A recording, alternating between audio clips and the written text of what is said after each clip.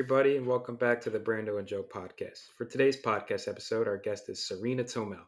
She received her master's in IO psychology from Hofstra University, just like Brandon and I, has experience as a crisis counselor, an HR business partner, and is currently a leadership and mindset coach. Welcome, Sarina. Thanks for joining us. Welcome. Thank you. Thank you, Joe and Brandon, for having me. I'm so excited to be connecting today and sharing more with the students and, entry level people out in the field. Yeah. Yeah, so are we. We just like some of our other guests, we met Serena in one of our classes. She spoke to our entire class, and Brandon were like, "Oh, we have to get her on the podcast. She knows too much. We have to know more." Um, I One of the things that I looked at when we were doing our like debrief and like doing my looking at what you do, Mm-hmm. I saw they do experience. You had experience as a crisis counselor. Mm-hmm. I did a little bit of like a crisis call center in my undergrad. Was it kind of like you were on call for a certain amount of weeks, or did you like go to a certain place? Or could you just tell us a little bit more about that? Yeah, sure, sure.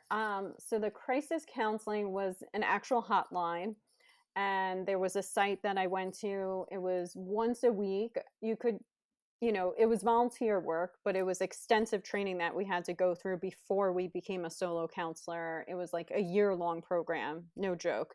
And that actually prepared me to become a coach later on, and when I went on for that formal training.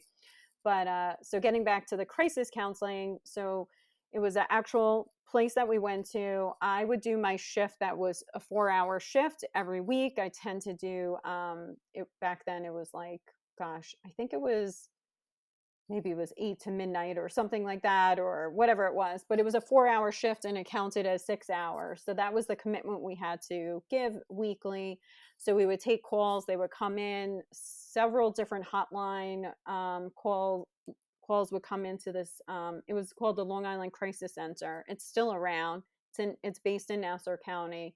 And I definitely recommend it to anyone who's interested in getting actual counseling type of experience if you're really serious about it, because you do have to make the commitment to give back the time too. It's not like go get the training and leave. No, they kind of want you to give back the time, and I think it's at least a year, if not longer. And I ended up being there for 7 years Oh, wow. afterwards. Yeah, so it was a long time, but yeah, so it's an actual center. I feel like there was like 5 different hotline that would come in where we would get calls from, including the suicide hotline. And we actually, towards the end, when I was there, we were taking calls, computer calls, like chatting, counseling that way.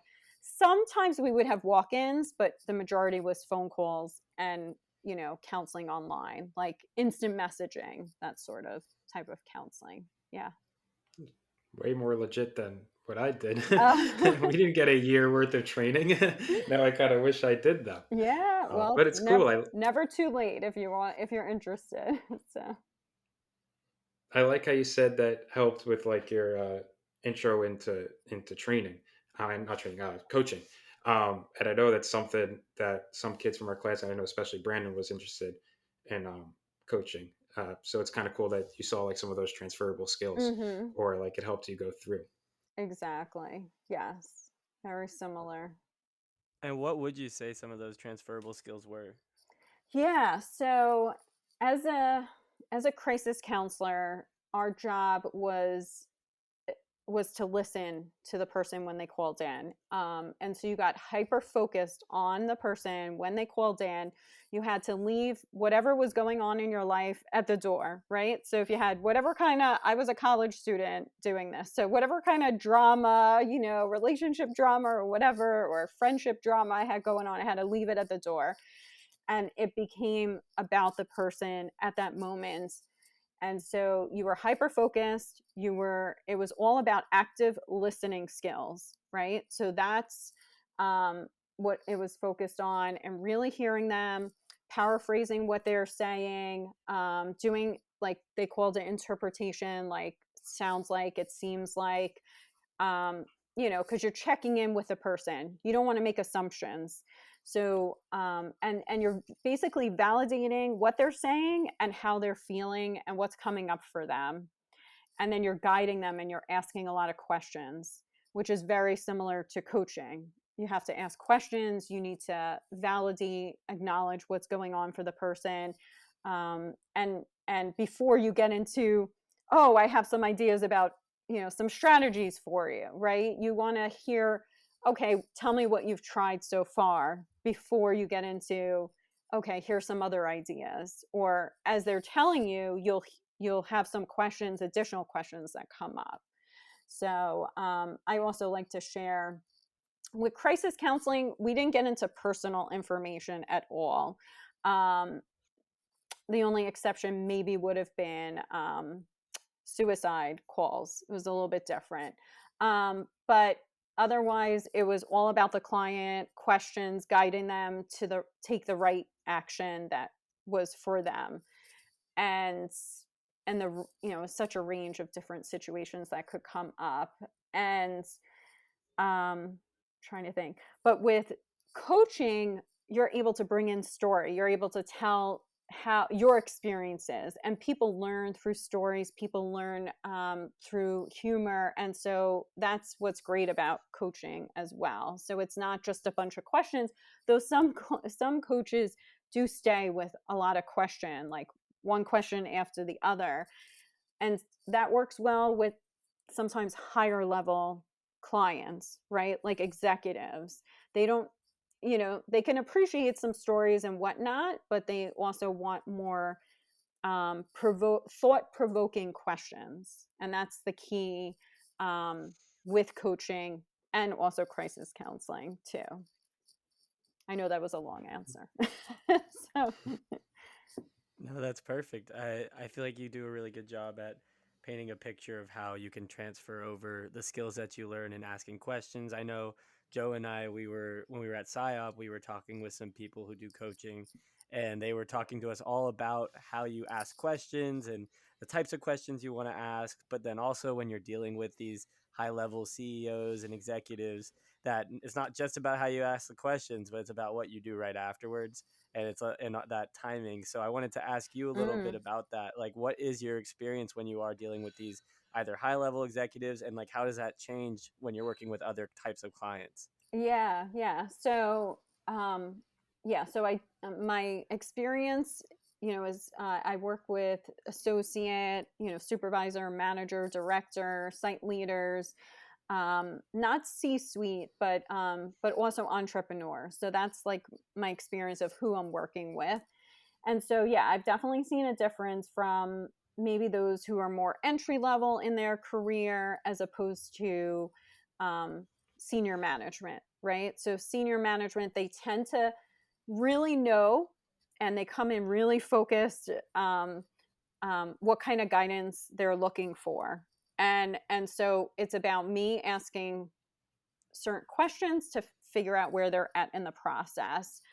Um, and I draw on, my HR background as well, and my mindfulness meditation background, because I have that training. And so I'm bringing all of that into the session. So it's not just a coaching session. You're also getting Sarina, the HR, business partner, that you're getting the trainer, you're getting the mindset, all of that in the same session. And so sometimes we're strategizing, but yeah, the questions are definitely open ended. Sometimes they're direct. It just varies. It's a lot going with the flow. Um, I can coach anybody, and I it I don't have to know ahead of time what's coming up for them, even though I do give my clients a prep form and they could send it in, and a good amount of them do, but a lot of them don't. So we just pick up where we left off in terms of, because it's all about accountability. So I'll ask them how something worked out from what they were working on, and we'll get into where they need support for the day. Uh, but I don't always know what they need to focus on, right? So we're just in the moment and flowing. I know you were asking about the questions. So you were asking about the difference, right? And I would say, yeah, with senior level management, it's more open-ended questions, and then you have to kind of see where it goes from there. It's not, you don't necessarily have a script. It's you have to really trust yourself and trust your experience, And also, as a coach, you have to not only listen and see what's being heard and what's being communicated to you, but also look beyond that and tune into your intuition. So that's a big part of it. And that's where you ask the additional follow-up questions based on that. I know that's kind of high level and it's hard to like, unless you're in the session, it's hard to like understand, but basically intuition is a big part of it. So yeah. No, I resonate with that as somebody who coached tennis for 9 years. Like I feel like it's about reading the room and Mm-hmm. understanding what is expected of you. Because I know, for example, when I've worked with clients who were maybe like just starting out and it was something that was kind of new for them, it was like, okay, they're gonna lean on my expertise a lot more, and they want me to create the entire vibe of what's gonna happen here. But then when it's like somebody who has a lot of experience, or there's somebody who in a tennis scenario is they have a different experience in their work life, so they like to dominate their work lives and on Mm, the tennis court. I would let them lead, and then I would just kind of be yes. there to offer what they're looking for. So I feel like it is a lot of like when you're working one on one with somebody, it's about maintaining and like creating a relationship with them, Mm-hmm. and That's not just key. like existing. Yes, that is so true. About the connections, about the rapport. It's about adapting to that person because everybody's different. And I will have clients that will ask me specifically, I want to get your perspective on this. And what would you do? Or what kind of strategies do you have for me? And again, I need to like pause and say, ask a question. Like one client, this afternoon was asking me, you know, what do, I want to get some strategies on how to like, I've had really intense my work's been really intense the past month and I want to talk about strategies. And I said, okay, so tell me what you've been doing for your recovery, right? So we'll go into that because it's about the balance, right? She's not telling me she's stressed. She's telling me it's been intense and she's worried. Maybe it's a little bit much, so you have to listen and you don't want to project onto them, but you want to check in with them. So yeah, and I love how that being a tennis coach, that's definitely very relatable and yeah, for sure.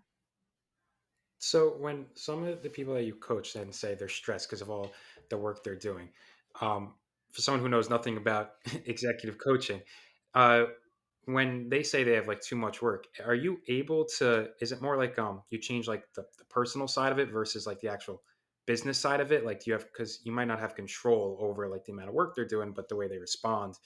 So how does that kind of affect your advice? Yeah. So a good amount of my work that I do with my clients as a leadership mindset coach is not only the mindset, but also looking at what's coming up for them and really evaluating what's going on in the situation.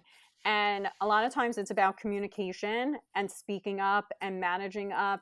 And are they really, prioritizing or speaking to their management or speaking to other people and letting other people know what's really up for them? And and boundaries, it really comes down to speaking about the facts, right? So I have a framework that I go over with my clients, and I follow the NV, the NVC, which is nonviolent communication or compassionate communication model, and it works really well um, with communicating boundaries in the workplace and with relationships. And it really is about speaking about the facts, talking about how you're feeling, and then it's getting into request, right? And asking about their thoughts and asking for commitments and how can we strategize and make this different, because you might be approaching your supervisor, your boss. So it's different when you're approaching management as opposed to somebody you're the boss and you're approaching um, your direct report. So you have to, there's a certain way to do it, but it does work really well. My clients have had success implementing that, and at all different levels. So managing up and working with their coworkers and management, working with their direct reports who have maybe some concerns with performance issues with people on their team. So a lot of communicating boundaries also comes down to accountability in the workplace, accountability for yourself and accountability of others, and holding others accountable, which is a huge stress, um, and conflict in the workplace for people. So like accountability, communication, like those are all like super important things that you work on, especially when you're talking about working with individuals. I do want to know though, because you did take a second there and you mentioned about like looking at the results that your clients have had. And like Sarita, I know you said you've worked like with a ton of people. We learn a lot about internal versus external consulting and that type of nature. And a lot of the benefits that people have told me about working internal is the fact that you get to see something start to finish. Mm-hmm. And when you're working external, that's not necessarily the case. But from what it sounds like from your experience, based off of what you're telling us, is that like you build these relationships with clients. So even though you are in that external atmosphere, are you still like seeing things from start to finish? Like you get to see something that happens 6 months later, your clients will reach out and communicate with you in that type of nature? Yeah, that's a great question. So, and my coaching experience did come from being an internal coach, as an HR business partner, and also as a trainer. You're coaching people, and so yeah. So now working from this side as being somebody external to my clients' companies, it's a little bit different, but it, you know, we're holding them accountable, right? So I'm checking in on their actions along the way. And we also do a check-in around the sixth session, to see how they've done with their goals. But I also know how they're doing with their goals along the way. But it's also a great point to stop and pause and reevaluate and see where else they want to focus their energy, because it's sometimes people have 3 to 5 goals and you can't focus on all those, in that period of time. And my clients continue to renew and stay with me. So so that's, I have high retention with my clients. So I've seen them over an extended period of time. It's not just 6 sessions or 3 months. It's a long period of time, because there's something else that comes up that they want to focus on. Or again, the 3 to 5 goals are not accomplished in 6 sessions. It could take 6 months. It could take longer because they're only focusing on several of them at the same time, being realistic. So I know one of the things you talk about when you describe your coaching techniques is this mindset coaching, or I know another word that comes up is mindfulness. mm-hmm. Um, can you tell us a little bit about what you mean by like incorporating mindfulness techniques into your coaching style? Sure. Yeah. So sometimes I actually give them practices, um, and we talk about, my, like, I'll share with them my mindfulness meditation practice, but it's not always the same. And not everybody wants to sit down and sit in quiet, or chant Kundalini, songs or whatnot. Like that's not for everybody, or get into some other Kundalini mudras. But there are some very simple things that I do teach my clients if they're open to it. And a lot of my clients, I ask them like, um, what kind of meditation have they done in the past? What's worked for them? Because it's not about, again, my practice. It's what's going to work for them. And there's, even cooking and, the moving, meditations like running and hiking and walking and spin class, that's effective as well. And you can incorporate affirmations or mantras. And so sometimes, a lot of times I'm giving people mantras, right? So that's part of the mindset. And also part of the mindset is reframing things that they're saying, right? So I will catch them in something, like, for instance, some of my clients will say, and I will stop them, and because that's part of my job, when they say something like, I'm trying, I'm really trying to work on this. And I say, wait a minute, trying is not really a commitment. I had one of my coaches point that out to me. So that's it. I Once see what you're saying now. Yeah. Okay. trying is not really a commitment. So I have them rephrase that and say, I'm committed. I'm working towards that. I'm making progress. See the difference? Feel the difference? There's such a different energy. So it's, and that's what mindfulness and mindset is about. It's shifting the energy, reframing things, seeing things differently. That's also part of it. I give them strategies and practices on how to work through limiting beliefs and worry and stress. And so, and that's been really helpful for them. And sometimes they're like, I want to get into journaling, and so and sometimes people are really reluctant to journal. I'm not forcing anybody to do anything that they don't want to do, but I get curious. It's very much about being curious, if they're reluctant to do it. So I have them. I encourage them to get curious themselves and tell me what's coming up for them. What kind of thoughts are coming up when they think they want to journal and then they don't do it, right? So, where they think they need to do it every day. And I'm like, you don't have to do it every day. You can use it as a tool when you feel stuck or you want to just get some emotion out on the page. I'm like, I don't journal every day. So, it's using all these different tools and being okay that it doesn't have to necessarily be an everyday practice, but you want to have some mindfulness mindset practices that are a regular thing for you, and that can change. So, Was something that I always did when I was coaching was it was like similar to what you were saying about like rephrasing what they're saying, because I was huge on manifesting, mm-hmm. and like not just manifesting but like positive words of affirmation. Yes. So like when I would have a client who was like, I can't do this, I can't do this, I'm like, why are you saying it like that? Like Mm, let's break this down and be like, why are you telling me you can't do this? Be like, I'm trying, or not, I'm trying to do this, I'm going to do this, and I'm going to keep doing this yes, until I get it. And I was like, and that's what we're going exactly. to do.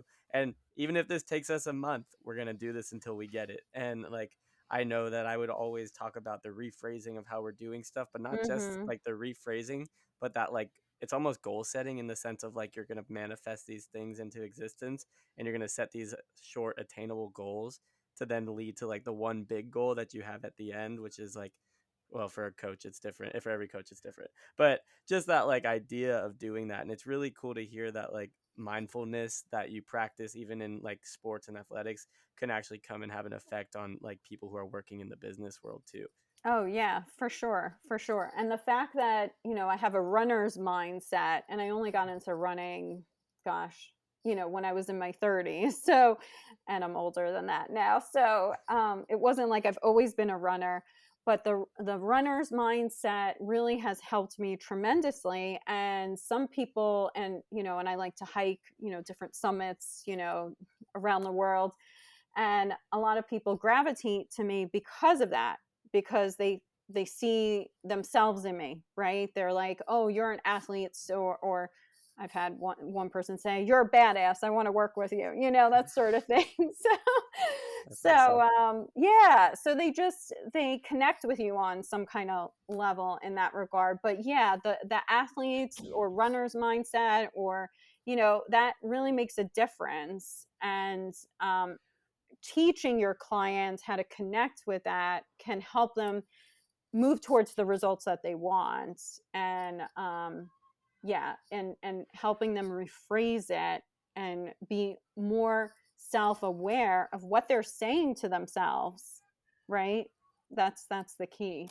And that's what coaching's about. It's a lot of reflection, and people don't even realize what they're saying half the time to themselves. So, It's like thinking about how you think basically is like kind of how I like to describe it, because I feel like when you can look introspectively, you can become like a way better coach, a way better athlete, a way better mhm. person. Doesn't matter. Like if you're thinking about how you think, you're going to go out there and you're going to do something a lot more strong and a lot more thoughtful, because there's already a Mhm. lot more like pre-existing thought put into it.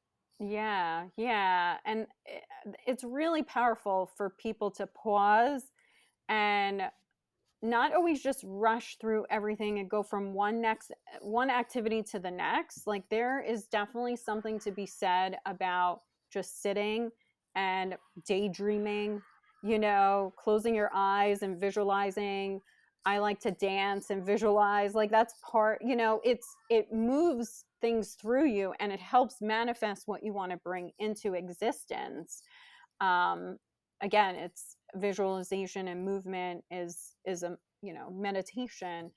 And there's something to be said, and we need to make more time for stillness or daydreaming, uh, you know, all the things that are creative that we kind of push aside and think we don't have time for. It could be drawing, it could be writing, anything that inspires us besides, of course, um, recovery or reading or exercising. All of that is important to the well-being. So, is it safe to say that when you coach these people and you find that they're super stressed after these long hours of work, and it's kind of like an outlet, like they need like another thing to do? Are you saying like whether that's running, going to the gym, drawing, dancing, it needs to be something like detached from their current work cycle? Sometimes they already have made those adjustments in their life, or they're not as consistent as they used to be, and so it's getting back into their consistent routine. And sometimes it's just more about, like, maybe it's reframing or seeing what's going on, right? Like, we need to get curious, like, where's the stress coming from, right? And how we relate to stress makes a huge difference. Um, Stress, uh, can actually motivate us, and that adrenaline. Like, I think of now, like being on stage, similar to being at a race, like the start of a race. Like, there's this adrenaline rush, and so I tell myself that what could be nerves, what could kind of make somebody not want to get up on stage, it's that anticipation, that excitement, that energy that I want to push out onto the stage. And so it becomes something I channel, as opposed to something that's going to take me out. And the same thing is, with stress. We could think of stress as, okay, what is this, signifying for me, right? Is it, I'm okay, I'm moving through it, or, how am I relating to it? What's my relationship to stress? Do I need to think of it as something so negative, or do I need to think of it as I have the ability to move through this? And there's obviously certain limitations. We don't want to put ourselves to the extreme where we're compromising our health, right? um, and not getting enough sleep or whatever it may be. But there's also ways to think of stress differently, and so finding that is important, and relating to that. There's actually a really famous, like, TED talk, and I'm forgetting her name, but I saw it like a couple months ago, and I was like, wow, like, this makes so much more sense. And I think of stress differently, even before I saw this TED talk, again, because I became a runner. And for me, I decided to learn to love something that I hated, which was running. And that allowed me to, like, shift my mindset and start to think of things differently, and relate, like, feel my body differently and the energy differently, and channel it. So stress in my body, it's like, oh, it's just adrenaline. I'm just excited, right? So, and it's channeling that. I feel like I've definitely heard of that before, like that twinge of like excitement or like nervousness to me Mm-hmm. before every interview. Yeah. Should I close the laptop or should I keep going? But no, it's true. Like if you could like turn that energy or that anticipation into something positive, Mm-hmm. and instead of it as being as a detriment, it could actually turn into something helpful for whatever you're coming up to do. But I guess that's a great segue into one of our last questions. Probably Mm-hmm. someone who can give one of the best advice, especially to our grad students. Do you have a piece of advice for incoming IO students or just people going into their early career on how they can succeed or just change their perspective to like aid them with whatever they're going to do?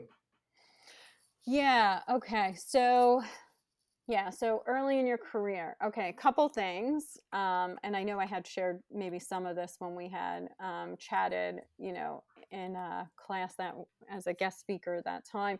But one of the things is about one of my early lessons, how I had to learn that it wasn't a sign of weakness to ask for help, right? That's really, that's huge, because I used to put myself I was so overwhelmed early on in my career, and I thought if I asked for help, it would look like I wasn't confident, like I couldn't do my job. And really, it was hurting me. I wasn't speaking up. I was afraid to speak up to tell my boss that my workload was too much.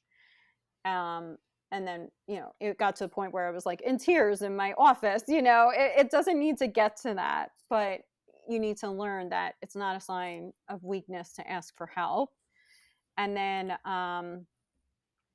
the other thing I would say is we're not always going to feel confident in what we're doing, right? And so confidence comes from taking action. And what we need is a little bit of courage, commitment, and we need to take aligned action, and then we're going to become more confident. And this is going to come up um, anytime, or it will tend to come up, I would say, whenever you're outside your comfort zone, or there's some uncertainty of, or you're trying something new. And it doesn't matter how long you've been in your career. It could be a new project or something else, or just trying a new approach, and you'll maybe not feel as confident. Or a lot of times imposter syndrome comes up, and so sometimes we have to remind ourselves, and sometimes we have to think of other times when we've done something similar and borrow confidence from the past, or borrow confidence from somebody else who believes in us, right? So there's different ways to approach building our confidence, but knowing that you do not need to be, and I've learned this from various different mentors, but I kind of came up with this formula based on what I've learned, that it's courage plus commitments plus align action will lead to confidence, right? And so that's what you need, the slightest bit of courage, and you can be on your way to confidence. So Serena, I think those are all such amazing advice for those incoming grad students. And the two that I really picked up on as a grad student who's a first year, one was the not being afraid to ask questions. mhm I don't know if Joe and I have had many people say that on this show, and I think that that's something that's very, very important, because the point of being in grad school that we forget is that we don't know everything yet. And we feel mhm like we're supposed to, or we do, but that's not necessarily the case. And especially when mhm you go from transitioning from grad school to the working professional life, there's a lot that you don't know. So, like, mhm the act of asking questions is really important. And then the last thing that you put in there that I thought was fantastic was that idea of, like, sometimes imposter syndrome kicks in. And mhm I know I personally have experienced that my entire life. I'm sure Joe has. I'm sure all graduate students Definitely, have, definitely. because we go and we are like constantly like trying to achieve for things, and then we get them and we're like, how the hell did we get here? And so it's like that, like, introspection of looking back, but then like there's like this false idea of like what you're actually doing because you don't know what anyone else is doing around you. And mm. that like idea of like looking at and building confidence can really help with that imposter syndrome. And I really like how you tied all those things together. I think that's super helpful for those incoming graduate students out there. Yeah, yeah. And I still struggle with that as well. It comes up for me. I have to remind myself, I'm like, just because I'm not working, in corporate, anymore, doesn't mean everything that I've learned isn't relevant. And actually working with my clients now, I see how much of my experience I bring into the sessions, and and so that's helped me become more confident in being a coach out on my own, is seeing, just again, being in the flow of the session. And so yeah, imposter syndrome comes up for all of us. Doesn't matter. Again, I have plenty of years experience, 20 years in HR and over 16 years experience being a coach. So um, yeah, it's going to come up, and you need to just, I would recommend just getting curious, and rather than beat yourself up over it, and just go, that's an interesting thought. Is that really true, or how can I see that differently, and kind of explore that. And you can do that as a journal exercise, or you could kind of go for a run and see where your mind takes you, if that's your thing. So yeah, just some practices that anybody can take away and use from today, if that's coming up for them. So Yeah. I definitely agree. Especially if you're in a master's program, take advantage of your professors and ask them the questions that you might not be able to ask in a huge lecture class in your undergraduate. They're Mhm. there for a reason, at your talk. And it's more, I mean, at least our classes are more discussion based where you're able to ask those questions. And, Mhm. I feel like when we were in high school, when an article came up, it was, read it and then write about it and then you're good. And now they're asking, I think one of our assignments is even like a critique of an It is. article. Like they're kind of enforcing that idea of like ask those questions, like why are they doing this? How did they do this? And Mhm. no, it really is great advice. Well, that's great. Yeah, we want to thank you so much for coming on with us today, Serena. It was so great to have you on here and talking about your experience coaching and with mindfulness. I think our viewers are really going to appreciate the path that you laid out for them. Well, thank you so much again for inviting me. It's been a nice little chat and connection here, and I hope our conversation serves the students, well, and they get something out of it for sure. So, Yeah. Oh, I know they definitely will. Thanks for joining us. 100%. Thank you so much. So, Serena, that was a great episode with her. I know I had the joy of talking to her when we first started this semester, and I kind of reached out to her for our prospective students out there. She's a great resource to have. If you have any questions, I definitely recommend reaching out to her. She helped me with my career path, and like now I am applying to jobs based off of the recommendations that she gave me. So, she's a great resource to have for sure.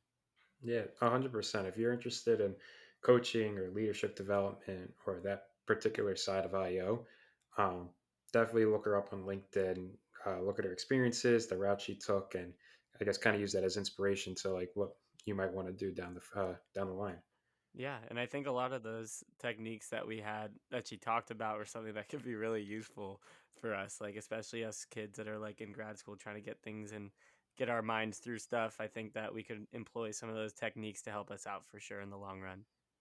Yeah, yeah, 100%. Especially just like the whole mindfulness and like mindset changing your perspective, especially when you get stressed in school, especially grad school, because we know that definitely happens. Oh yeah. But yeah, no, thank you guys so much for joining us this week and we look forward to being with you guys next week.